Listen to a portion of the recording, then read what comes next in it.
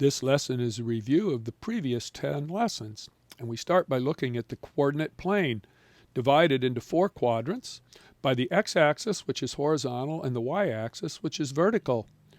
And the point where the x-axis and the y-axis intersect is called the origin, and it is labeled with the ordered pair 0, 0.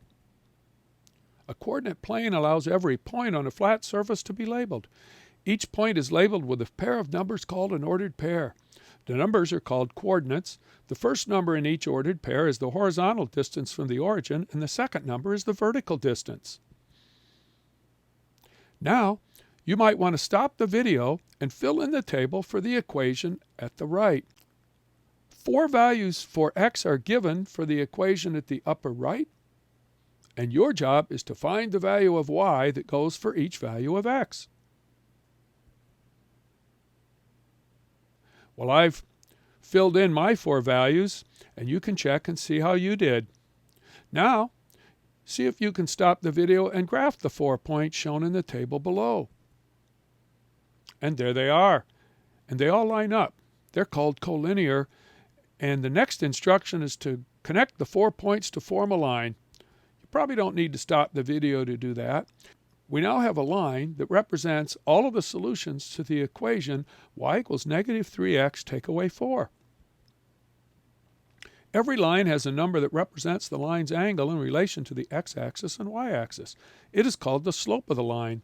Slope is a fraction determined by finding the vertical change divided by the horizontal change between any 2 points on a line. This is also called rise over run. And then there's the slope formula. If you know the coordinates of 2 points on a line, you can plug those coordinates into the slope formula shown here. The point where a line crosses the x-axis is called the x-intercept, and the point where a line crosses the y-axis is called the y-intercept. Finding intercepts sometimes can help graph an equation quickly. And now we're going back to the line from our first equation, and your job is to find the slope and the y-intercept and the x-intercept. You may stop the video while you do that. Well, there's a couple of ways to find the slope. One is to find 2 known points and to count the rise and the run. In this case, 3 up and 1 to the left. Up is positive and left is negative, so we change it to 3 over negative 1. Lowest terms, the slope is negative 3. The other way is, if you recall slope-intercept form from an earlier lesson, is to remember that the slope is right in slope-intercept form. And that's what this equation is written in, slope-intercept form. So it's another way of being sure that the slope of this line is negative 3. And for the y-intercept, we can examine the place where the graph crosses the y-axis, negative 4, or we can look at the slope-intercept form and know that the y-intercept is part of slope-intercept form. Just remember that the subtract 4 is thought of as add negative 4, and the y-intercept is negative 4. The x-intercept is not contained in slope-intercept form, so we examine the line. We see that the x-intercept is between negative 1 and negative 2, but we're not sure of the exact value, so we're going to plug in using substitution. We know that the x-intercept is the value for x when y is 0. So notice at the top we've changed y to 0. We're going to work through the problem, remind ourselves that subtract 4 is plus negative 4. That tells us to add the opposite, or 4, to both sides. We get that 4 is equal to negative 3x. We divide both sides by negative 3, and we get that the x-intercept is negative 4/3. An equation written in this form, y equals mx plus b, is in slope-intercept form, where m is the slope and b is the y-intercept. To graph an equation that's written in slope-intercept form, first graph the y-intercept, then starting at the y-intercept, use the slope to graph another point, then connect the 2 points to form a line. Another special form for equations that has a name is point-slope form, shown here.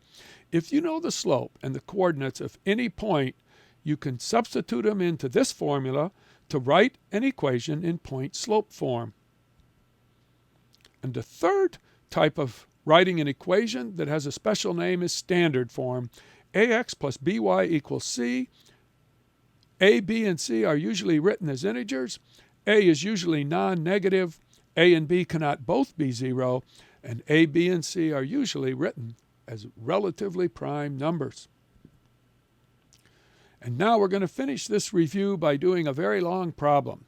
We're going to graph 2 points. We're going to connect them to form a line. We're going to write the slope, the x-intercept, and the y-intercept of that line. Then we're going to write an equation for the line in 3 different ways: slope-intercept form, point-slope form, and standard form. Then we're going to graph a line that's perpendicular to the first line that shares the x-intercept. Finally, we'll write an equation for the perpendicular line in standard form. Well, let's start by graphing the following 2 points. And once again, you can turn off the video on each step of this problem, do it yourself, and then see how you did. Well, I've graphed the 2 points, and there they are. Now I'm going to connect them to form a line. And there it is. Now I'm going to write the slope and the 2 intercepts. Slope first. I'll remind myself the original coordinates, and I can either count 8 up and 12 to the right and put that in lowest terms, or I can use the slope formula shown here. Either way, I get 8/12, which in lowest terms is 2/3. The slope is 2/3. And then to get the x-intercept, I take that slope of 2/3, go up 2, 3 to the right, and I land on the x-intercept, and I count. Turns out the x-intercept is -6. Then I keep going 2 up and 3 to the right until I run into the y-axis. I count again. The y-intercept is 4. Now I'm going to write an equation for this line in 3 different forms. Well, the first form is the form I prefer. It's the quickest.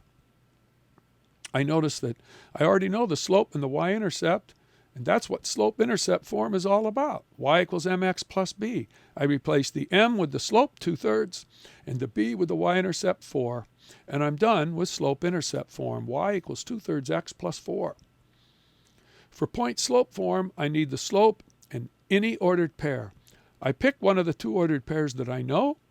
I've already got the slope. I substitute 2/3 for the slope, m, the 3 for x sub 1, and the 6 for y sub 1.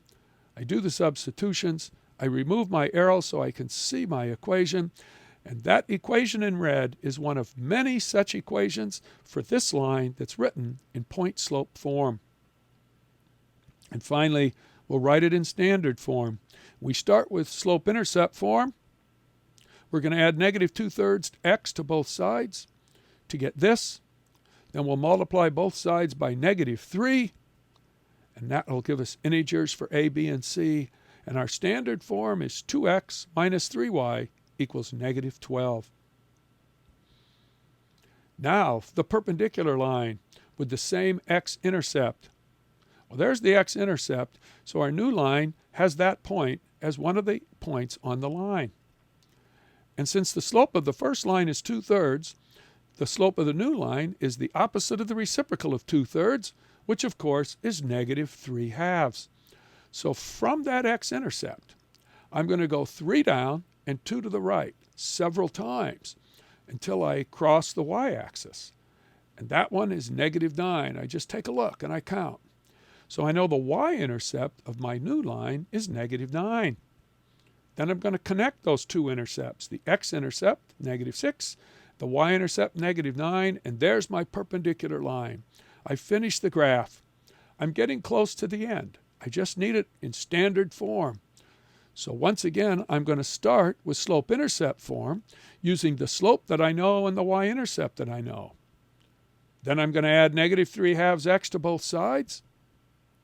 Remembering that when I canceled the -3/2 x plus +3/2 x, that subtract 9 needs to be changed to -9.